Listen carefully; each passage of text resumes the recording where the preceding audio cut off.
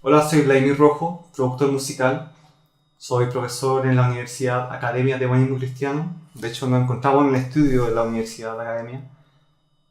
Soy entrenador certificado de Steinberg. Y el propósito de este video es hacer un curso para ustedes de mezcla y mastering con software que son top de línea a nivel internacional.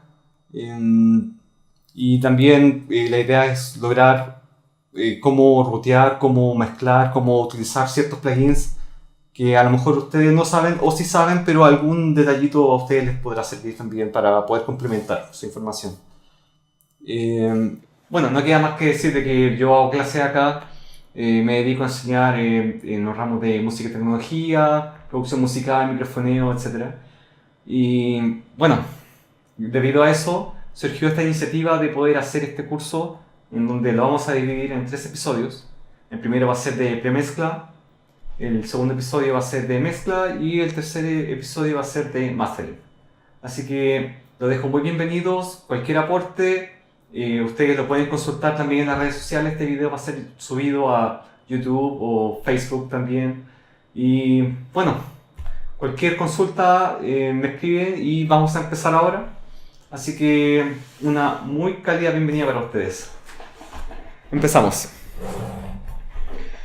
Bueno, como muchos saben, yo he tenido mucha experiencia grabando y mezclando metal, pero para esta ocasión yo traje una sesión que es una mezcla entre rock y pop, en donde todas las herramientas que vamos a utilizar son muy compatibles en el metal como en el pop. Y bueno, se van a ir fijando a medida que vayamos avanzando, ¿ya? Comencemos. Primero que todo conseguí un multitrack de una canción que se llama Children of No One. Este multitrack lo encontré en la página de cambridge-mt.com. También en la página de Mike Senior ustedes pueden encontrar y descargar distintos tipos de multitracks. Hay gente que sube mezclas para que ustedes puedan consultar si es que van bien encaminados, o técnicas que ocuparon, o software que ocuparon. No sé, la gama es súper amplia. Así que los dejo invitados a revisar esa página. La van a pasar muy bien. Y también hay mucha información muy técnica, así que échenle un vistazo. ¿Ya?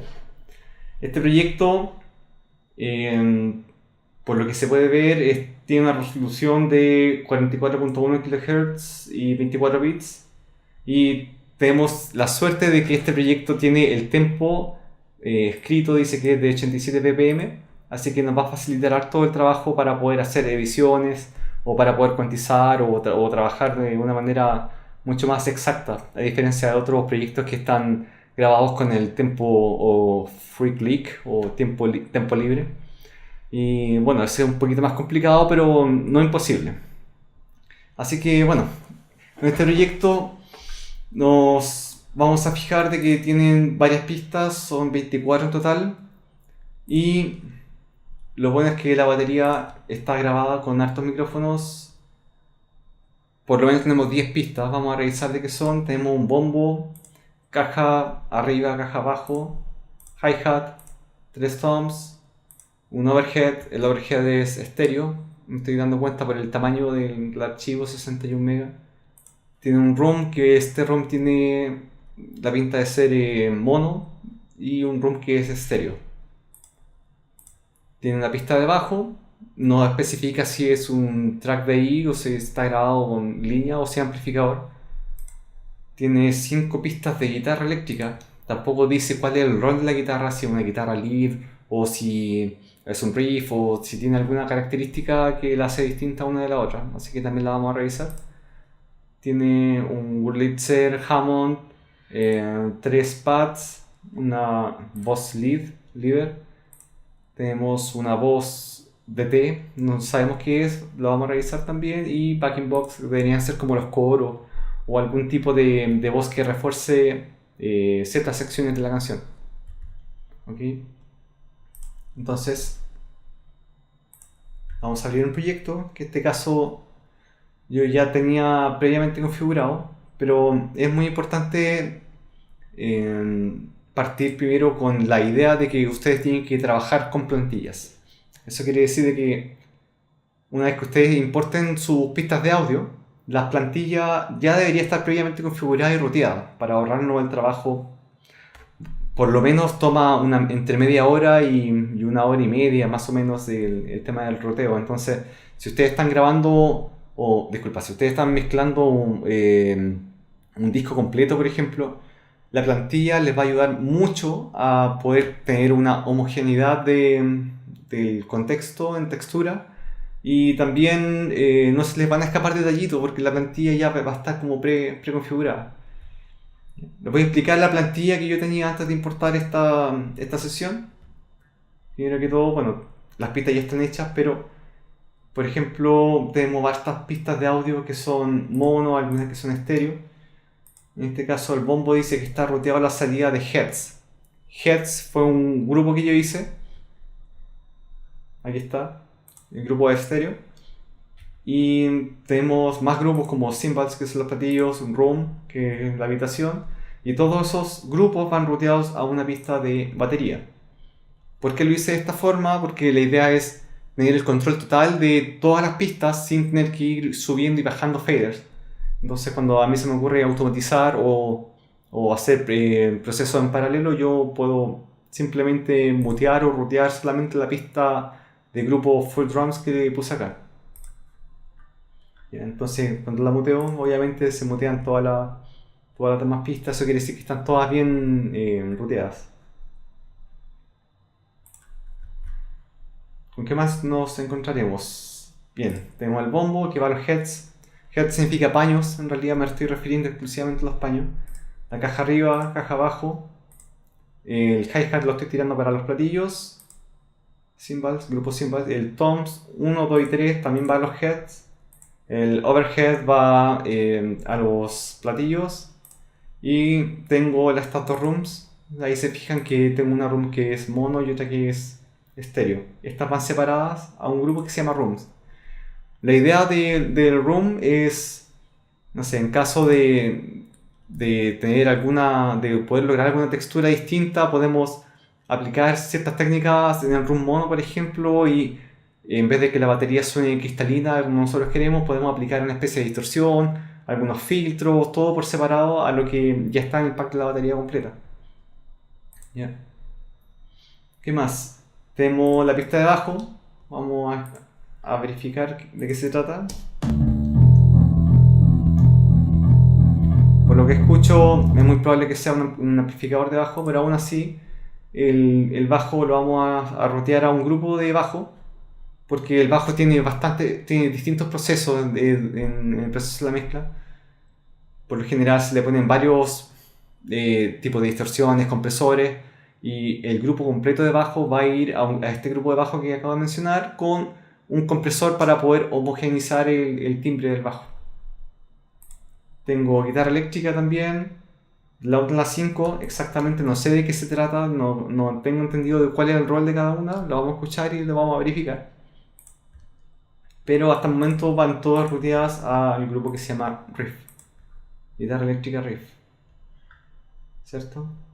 Aquí en el grupo veamos, tengo guitarra eléctrica en limpio, que va direccionada a guitarra full. Tengo guitarra riff, que va direccionada a guitarra full. Y tengo guitarra lead, que también va direccionada a guitarra full. Perfecto. ¿Qué más? Tengo el Wurlitzer, el Hammond y 3 pads, ¿cierto? Todos esos pads van direccionados al grupo de sintetizadores. Bien, perfecto. Y las voces. Tenemos la voz lead, la voz de T, que no sabemos hasta el momento de qué se trata, y backing box, que ya nos estamos dando cuenta que podrían ser especies de coro o armonía o algo que refuerce la sección.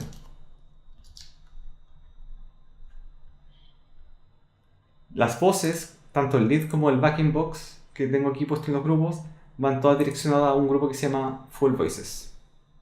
¿Por qué lo hago así? Porque a lo mejor hay que hacer procesos todo en conjunto, darle algún tipo de armónico, alguna distorsión, algún compresor.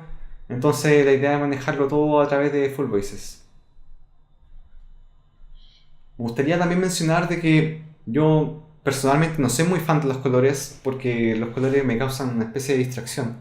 Sin embargo, me gusta tener separado todo lo que es el área de tracks de audio, separada de los grupos. Los grupos los tengo todos en rojo, cosa que cuando yo empiezo a mezclar o a automatizar, por ejemplo, tengo en rojo todo lo que son los grupos. Entonces tengo una visualización bastante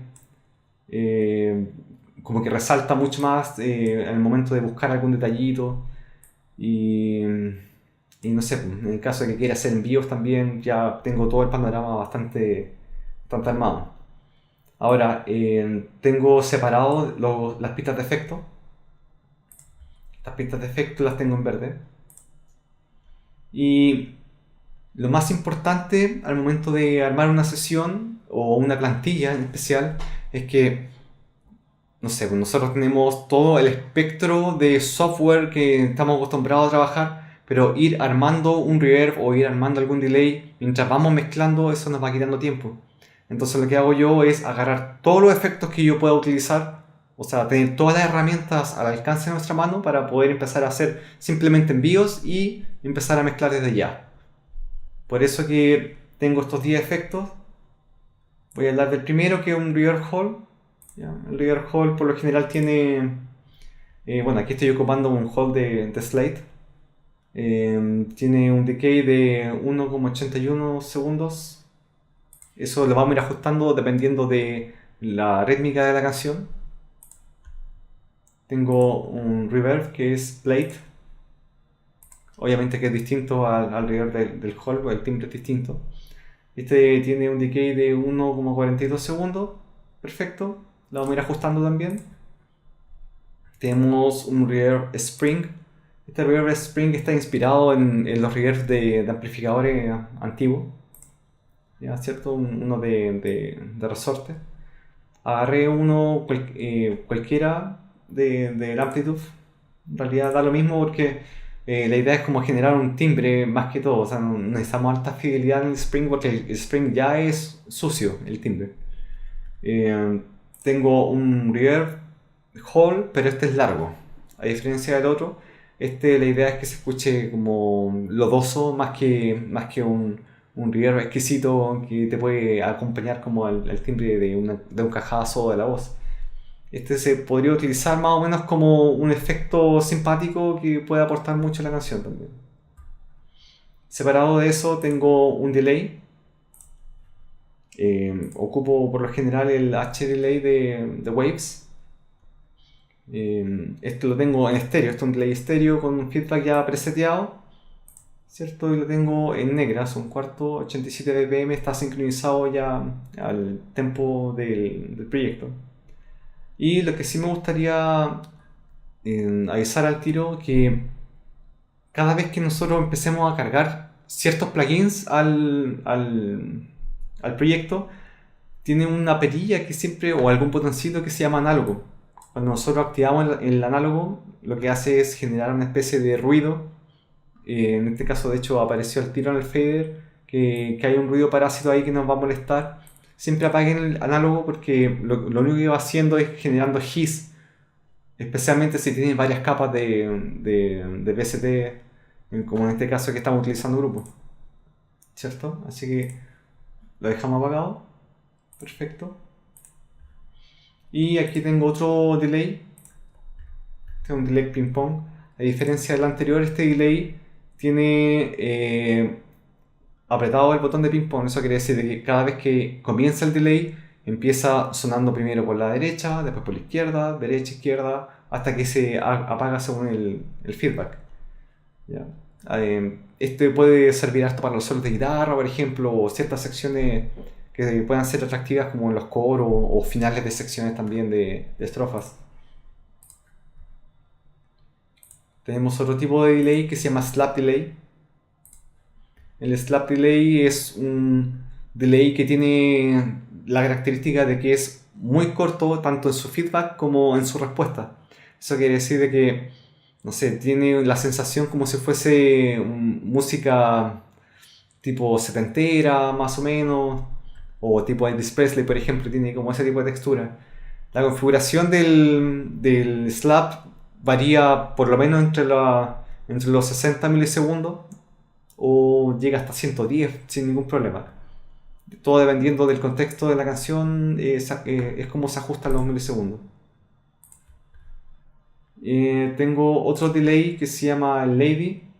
Este lo pongo porque me gusta harto poder tener herramientas donde yo quiera experimentar en caso de que la canción sea un poquito plana, por ejemplo, o quiera hacer experimentaciones. Lo que hace este delay es como agarrar el audio y después lo invierte en el delay. Y tiene un cambio de pitch, está en estéreo, tiene feedback, tiene de todo, sí. Me gusta. Tenemos un chorus que a veces se ocupa cuando las voces están un poquito desafinadas. El chorus igual tapa un poquito la desafinación y también te da la gracia de que puede expandir un poco más el audio en caso de que sea una pura toma o en caso de que sea mono o incluso si es estéreo y hay varias voces, a veces se escuchan todas muy centradas. El chorus igual te abre un poquito más el espacio. A diferencia de todos los demás efectos, el chorus tiene el roteo de salida a las voces, particularmente el chorus. Y tengo un compresor que es el CLA 2A de Waves. Este compresor, pucha, me encanta cómo suena muy muy muy rico. Pero también tiene un defecto que es el tema que ya le había contado, que es el análogo. Si ustedes lo ponen en 50 o 60 Hz, empieza a aparecer, bueno, tengo el fader abajo, pero empieza a aparecer un hiss. Tienen que tener cuidado también, apaguen siempre el botón análogo, si no la suma de hiss va a ser importante al momento cuando ustedes exporten el audio o si le ponen un limitador muy fuerte, muy agresivo en la salida.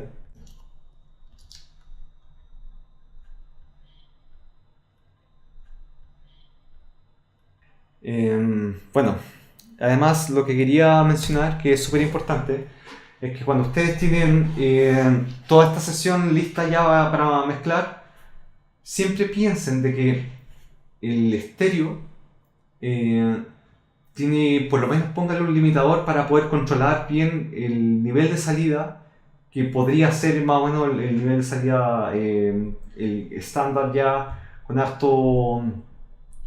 harto timbre o con un nivel bastante alto como para poder competir con las exigencias que existen. Por ejemplo, tengo en este caso un limitador estéreo en donde ya tengo un umbral prefijado en donde yo le voy a poner play y esta cuestión ya va a sonar fuerte. Siempre en el mastering el limitador va, o sea, hay muy pocos casos en donde no sé, en caso de YouTube, el Joshua Tree, por ejemplo, ese disco no está masterizado, entonces serían como re poquitos los ejemplos en donde no tendría un limitador, pero yo preferiría irme a la segura, porque si yo no mezclo con el limitador y después la persona que va a masterizar le pone el limitador, todos los niveles van a empezar a disparar.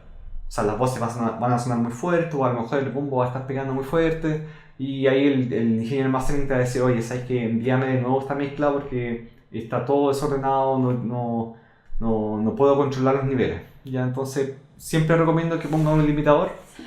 Al final, no tan agresivo tampoco, pero la idea es que puedan tener ya una pre-referencia de lo que podría sonar más o menos un master o un pre-master.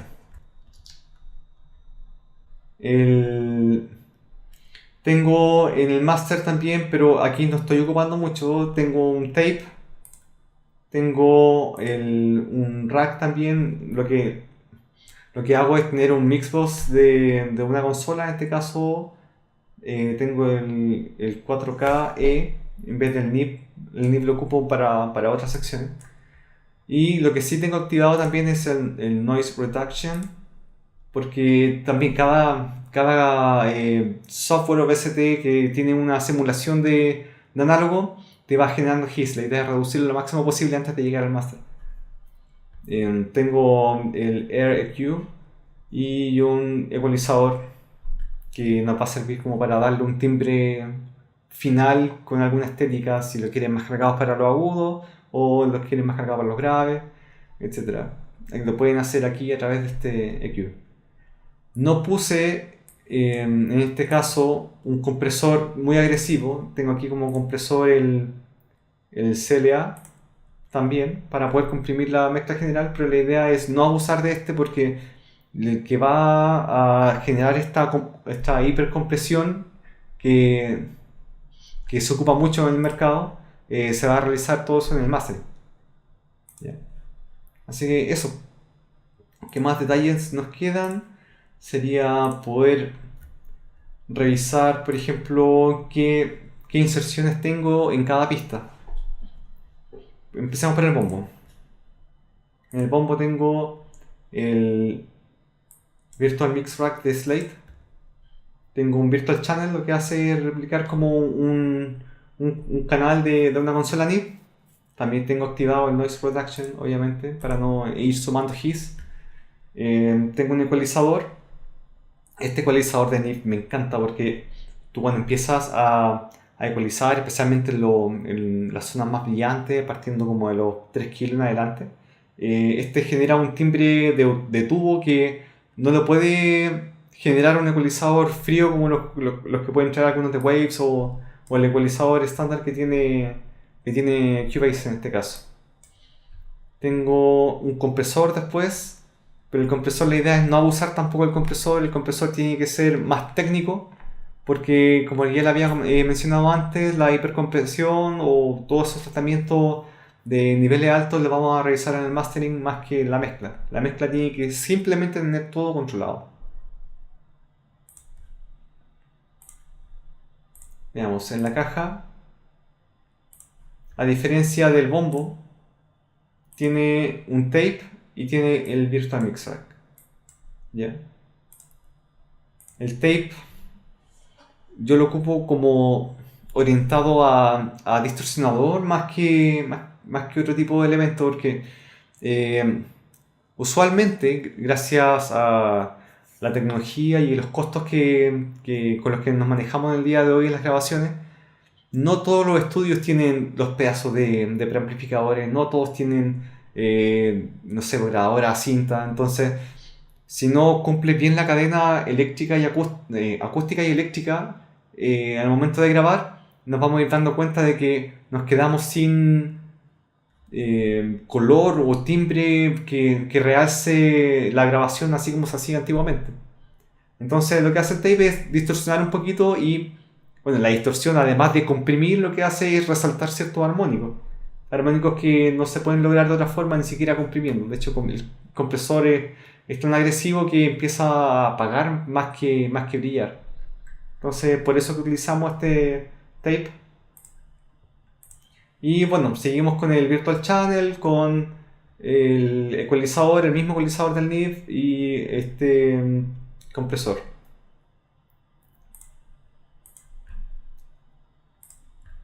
Ya. En el caso de la caja de abajo tenemos el mismo tratamiento, ¿cierto? Igual me gusta en la caja de abajo poder resaltar un poco más la bordona más que el cuerpo de la caja, porque yo ocupo otro tipo de tratamientos para poder resaltar el sonido en la caja, que es haciendo triggers. El trigger se ocupa harto, la idea no es agarrar el trigger y dejarlo en el 100% de la mezcla porque se escucha falso, se escucha como si fuese un instrumento VST o uno puede reconocer también los golpes. Entonces, bueno, debido a todo esto, la caja lo que hago es, como decía, es reforzar un poco más la bordona y para eso yo tengo este tubo virtual que lo que hace es distorsionar un poquito más y después del compresor yo tengo en el Virtual Mix Rack tengo un ecualizador. Entonces es muy probable que aquí haga un corte de cierta frecuencia y empiece a ecualizar para dejarlo un poquito más brillante y que suene más activa la caja. El hi-hat. Tenemos en el hi-hat también un virtual channel y un ecualizador. Yo elegí particularmente este ecualizador que vendría siendo un emulador de un ecualizador SSL porque tiene, además del filtro, tiene más parámetros como para poder gatillar ciertas zonas del hi-hat. Pero les voy a avisar de antemano de que la salida del hi-hat, como lo tiene un grupo de cymbals, en el cymbal yo voy a hacer un corte masivo para poder apagar todo lo que son las frecuencias graves que se captan y que no tenían que haber sido captadas con el micrófono. Porque, no sé, nosotros ya estamos con el micrófono del bombo, estamos con el trigger, y ahí hay mucha masa y mucha energía que se reparte desde los 500 Hz hacia abajo. Entonces, todo lo que son platillos, vamos a poner un corte general y empezar a resaltar ciertos armónicos que resuenan, especialmente el hi-hat cuando está cerrado, por ejemplo, o en el ride, en este caso no hay una pista ride, pero en el ride yo siempre resalto la campana para poder sentir el campanazo bien firme. Eh, que de hecho el timbre está dentro de, no sé, por los 600, 700 Hz. A veces llega al kilo dependiendo del tipo de ride. Bueno, tengo los toms 1, 2, 3 que los estoy tirando para los paños. Estos toms los voy a dejar pegaditos con la caja. Y tengo overheads. El overhead para los cymbals. El overhead del tratamiento que tengo también es súper simple, ¿cierto? Tengo el Virtual Mix Channel con un compresor. A veces cuando están muy lejanos los overhead y no logran captar muy bien como el estéreo, lo que hago es hipercomprimir, que sería como la técnica para poder tener mucho más presente los over. Sin embargo, no sé, ahí no han escuchado el tema todavía, pero de ahí nos vamos a dar cuenta qué función va a cumplir. En una de esas ni siquiera lo ocupamos. Y un ecualizador también para darle un poquito más de brillo en caso de que nos quedemos cortos de brillo. Aquí, si se fijaron, no apreté el botón de reducir el ruido, así que lo estoy apretando en este momento. En Room, esta Room como es mono, yo la voy a utilizar para experimentar. Básicamente le voy a poner todo lo que encuentre. Aquí ya le puse dos tipos de saturaciones, un compresor, un ecualizador. Y no sé, en caso de que lo ocupe, vamos a revisar después qué tipo de tratamiento le vamos a dar. La idea es que se escuche como en garage. Bien panqueta. Tenemos otra room. Esta room no la tengo tratamiento porque como no la he escuchado no sabemos más o menos qué es lo que puede producir en la mezcla. En el bajo lo vamos a tratar más tarde porque el bajo tiene hartos procesos, ¿cierto? Y bueno, todo lo que están con la guitarra los tengo sin inserciones. Y todos los que están con los teclados también los tengo sin inserciones. Ahora para ir terminando lo que es la plantilla y todo lo que es el rodeo, me gustaría mostrarles que dentro de los paños, de hecho aquí en el heads es muy probable, como hay muchos piques entre el bombo, la caja y los toms, yo igual me atrevería a poner un compresor, ¿ya? Un CLA, veamos si encuentro el CLA2, pero con un fin técnico más que todo. Aquí le apagué el botón análogo y lo voy a dejar tal cual, después vamos a revisar. La idea no es hipercomprimir porque la batería, por lo general, el full drums, yo estoy tirando la salida del full drums a un compresor que va a ser en paralelo. Y ese le va a dar todo el punch y toda la energía de graves del tema. Más que el mismo procesar, el mismo heads. En cymbals tengo puesto el Virtual Mix Rack también. Y es muy probable que al cymbal le pegue un corte. Aquí me llega hasta los 300. Vamos a revisar si es que los 300 es suficiente, si no le vamos a tener que cortar desde más arriba. Tenemos Room, no lo he procesado porque no lo he escuchado todavía. Y ya sería el bajo, el compresor que te había comentado antes para poder unificar los timbres. Las guitarras no las tengo no tengo inserciones preinsertadas porque depende de la guitarra el tratamiento que se le va a dar. Hay veces que te entregan todas las guitarras grabadas ya, exceptuando las guitarras solistas. Entonces en ese caso habría que montar un grupo disculpa, un grupo que sea, en este caso puede ser estéreo o en realidad yo a veces lo hago, bastantes veces lo hago mono, configuración mono. Y en este grupo lo que hago es ponerle un amplificador, por ejemplo un amplitud, tengo el amplitud 4. Y a este amplificador lo que hago es, ahí lo maquillo, le pongo a veces un tube screamer, a ver si encuentro un screamer rapidito. Fender Rax, amplitud, distorsión. Aquí tenemos el overscream. Le pongo un tube screamer, por lo general queda todo a mitad y el tono a veces 3/4.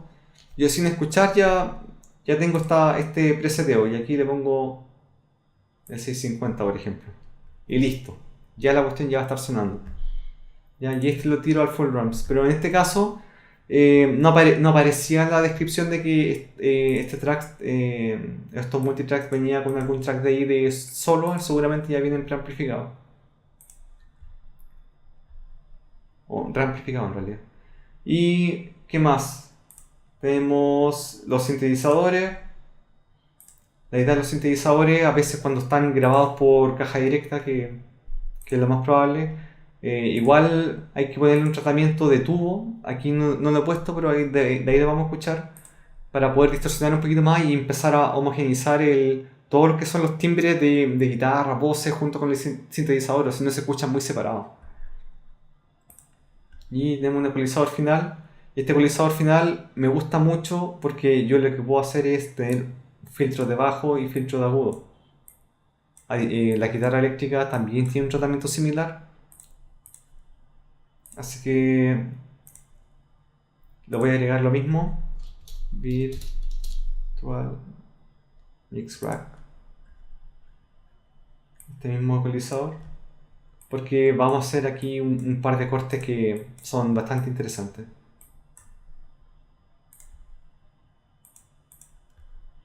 Y terminamos por las voces. Las voces todavía hay que revisarlas. No tenemos claro cómo hemos escuchado el proyecto. Así que, bueno, no nos queda más que escuchar y ver de qué se trata este tema.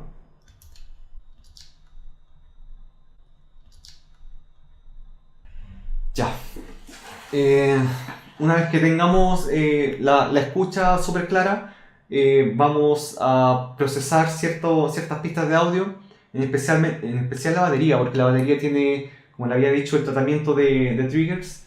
Vamos a ver qué es un trigger, cómo funciona el trigger, y también vamos a ocupar una herramienta en particular que tiene Cubase, que es muy buena, que es convertir todos los golpes a MIDI, que es prácticamente lo que hace un trigger, ¿cierto? Así que escuchemos el tema. Espero que sea interesante para ustedes. Previamente le voy a bajar un poquito al instrumento del bajo porque sé que viene bastante agresivo. Ya iba.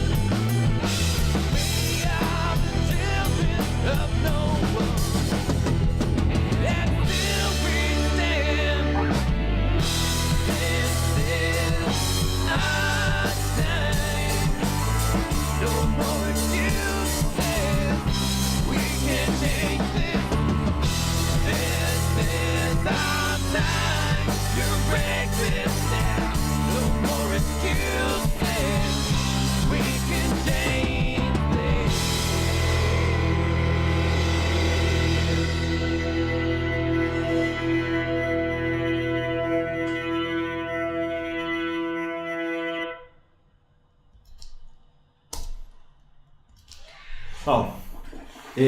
Bueno, igual el tema es bastante interesante. Yo creo que tenemos harto trabajo que hacer. Sin embargo, lo primero es lo primero, la batería. Me encanta partir por la batería. Siento que una vez que la batería ya está viva, me dan ganas de empezar a mimetizarla, empezar a mezclar un poquito más con la guitarra, las voces o los teclados en sí. Entonces, bueno, comencemos ahora. Empezaré por el bombo.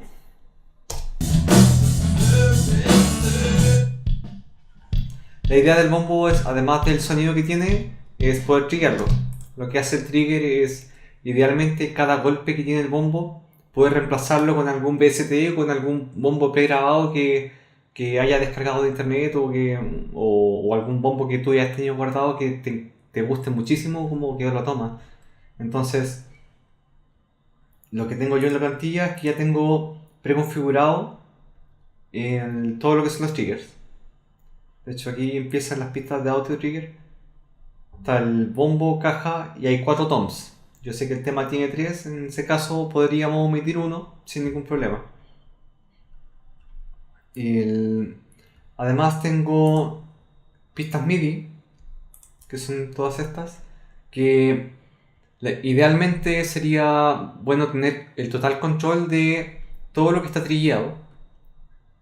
Porque cada vez que tú triggeas una pista de audio, a veces el software de trigger no te detecta algún golpe que tú lo dejaste bien calibrado porque, no sé, es parte como del error o de la dinámica de la captura del software. Entonces, lo que voy a hacer yo es, primero que todo, copiarlo con Command Alt, copio y lo dejo tal cual donde estaba en el inicio del audio y voy a revisar el trigger. Lo voy a salidar. Entonces lo que hace el trigger, este es el audio original, lo que hace el trigger es cada golpe que detecta lo convierte en audio. No sé si se fijaron, pero en algún momento sonó doble golpe y eso es porque no está muy bien calibrado el umbral. El umbral se calibra aquí desde el detail. Si lo pongo al mínimo va a empezar a capturar golpes que quizás son de caja, pero la idea es seleccionarlo hasta donde, de hecho todavía lo está detectando. Ahí ya podríamos empezar a encontrar otro. Todavía no, se escucha. Ahí sí. Y aún así que sigue detectando los golpes. Se fijan, tiene harto problema de la sensibilidad. Entonces lo que hago yo es, con la misma herramienta que trae Cubase, es convertir todos estos golpes a MIDI. Y lo hago a través de los hit points. Vamos a revisar la pista de audio. Hit points es una herramienta que tiene Cubase que yo le designo un umbral. Y cada umbral me va a marcar una línea ahí arriba. Y esa línea significa que la puedo pasar a MIDI o la puedo pasar a marcas de Warp o a eventos o lo que sea. Entonces en este caso me interesa pasarlo a MIDI. Entonces voy a establecer el umbral y le voy a poner play. Porque la idea es ir revisando y corroborando si el golpe que detectó es realmente un bombo, porque también se pueden instalar otro tipo de golpe.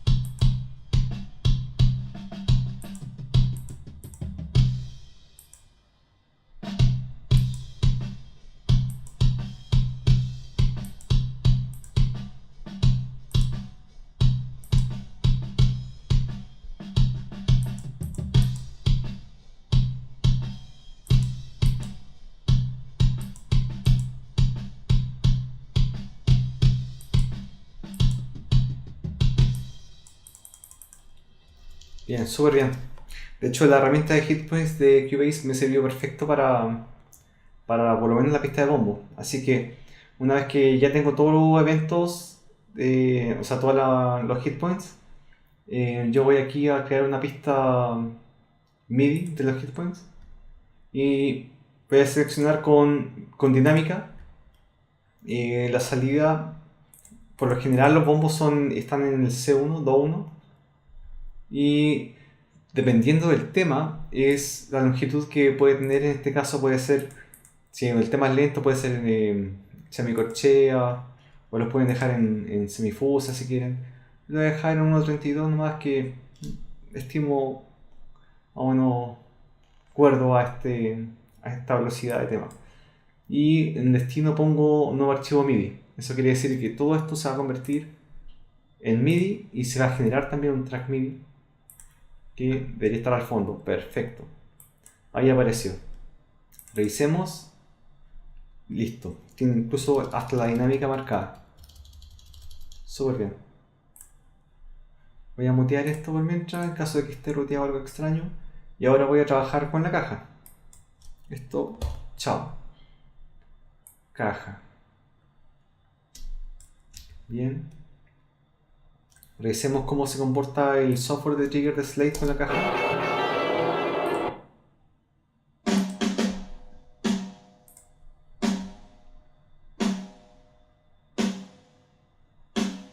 De nuevo. Me detectó el flam, eso es bueno. Bien, súper bien. Así suena original. Y así el trigger.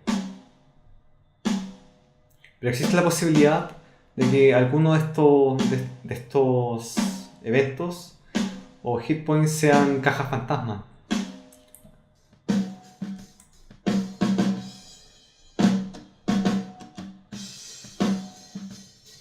¿Ya? Podría utilizar el trigger de esta forma, pero yo prefiero irme a la segura y revisar el audio completo y pasarlo a MIDI. No me gusta tener cosas a media. Voy a revisar entonces, voy a hacer un zoom y lo primero es designar el umbral, ¿cierto? El umbral lo voy a asignar según cuán sensible o cuán bajo de espacio pueden sonar las notas fantasmas. Voy a escucharla ahora. Takum.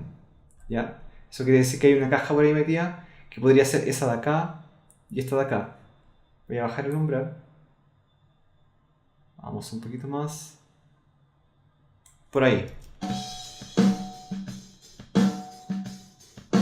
¿Ya? Sí, puede ser. Empecemos a verificar entonces, desde el principio. Lo primero que sucedió es un flam. Entonces lo que tenemos que hacer es, con la herramienta, primero que todo tengo que poner editar hit points, y con la herramienta alt decir ya, este también es un golpe, y te marca un hit point en azul. Ahí sonó, perfecto.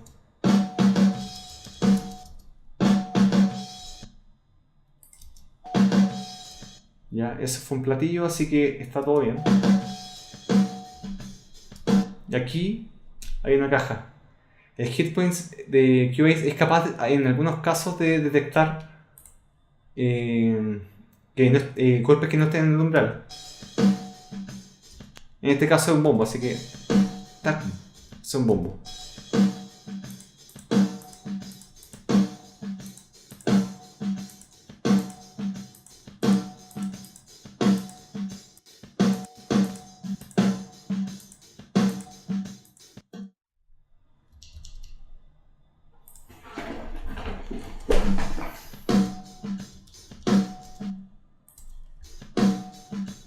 Tatum, bien, súper.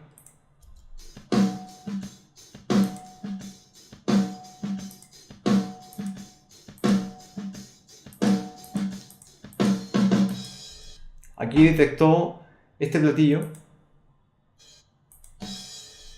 Este no debería haber sido una caja. Entonces lo que puedo hacer es borrarlo. Me preguntas caso deseo hacer una nueva versión. En realidad no me interesa porque no voy a editar este audio, así que aquí hay un flam.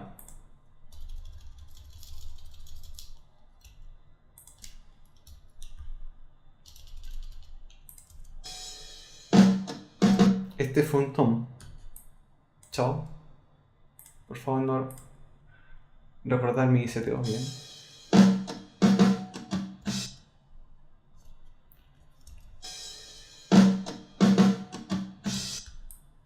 Todo esto chao.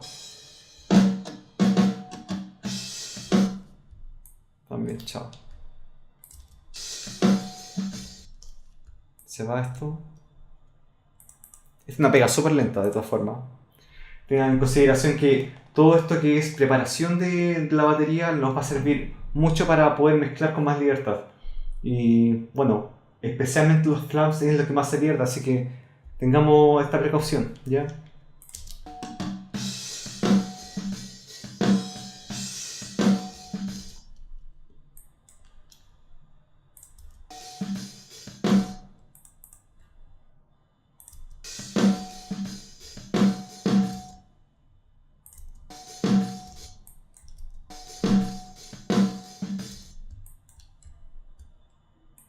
Aquí me estoy adelantando el paso. Yo ya sé porque esto es un bombo. De hecho, las señales son bastante similares, así que chao.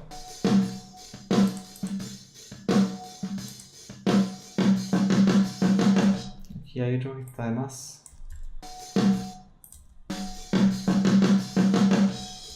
Bien.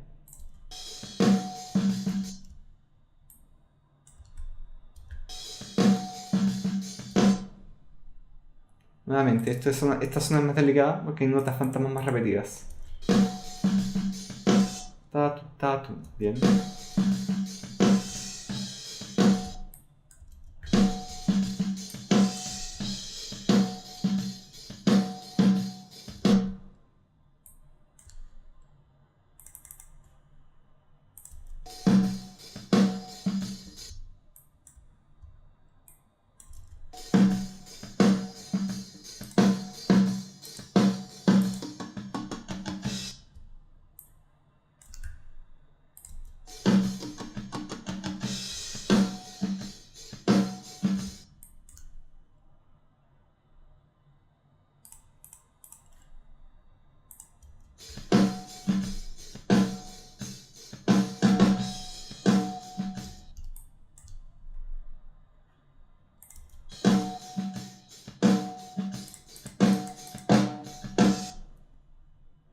Aquí hay un flan nuevamente.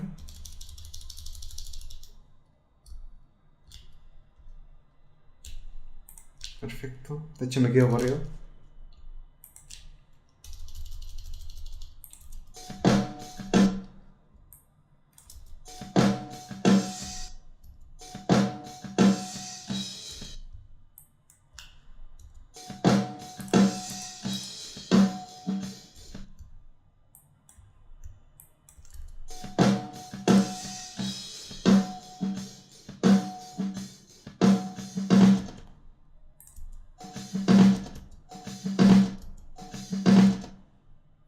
Todo está dudoso. Ya, chao.